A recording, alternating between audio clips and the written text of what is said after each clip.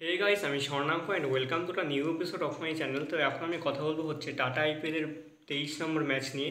যেই ম্যাচটা হয়েছিল হচ্ছে পিবিকেএস এবং এসআরএইচ এই দুজনের মধ্যে। এবং এখানে প্রথমে ব্যাট করতে নেমেছিল হচ্ছে এসআরএইচ, এবং তারা প্রথমে ব্যাট করতে নামে একটা খুব ভালো রান করে, 182 রান করে 9 উইকেট হারিয়ে।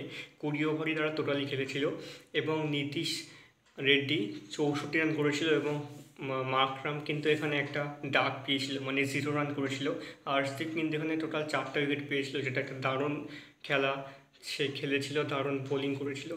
এবং রান তারা করতে নেমে পিবিকেএস মানে পাঞ্জাব প্রায় জিতেই গেছিলো, কিন্তু জাস্ট জিততে গিয়ে, কারণ তারা করেছিল 180 রান 6 উইকেট হারিয়ে 20 ওভারে টোটালে, এবং মাত্র 2 রানের জন্য হেরে যায় পাঞ্জাব এবং হায়দ্রাবাদ জিতে যায় 2 রানে। ব্যাডিস্টো এখানে একটা ডাক পেয়েছিল ঠিক মাকরামের মতনই সেদিন, এবং শাশাঙ্ক 46 রানের ইনিংস খেলেছিল একটা।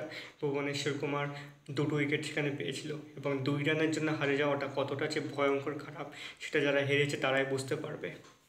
তো এই ছিল আজকের ভিডিও। ভালো লেগে থাকলে অবশ্যই চ্যানেলটিকে সাবস্ক্রাইব করে দিও।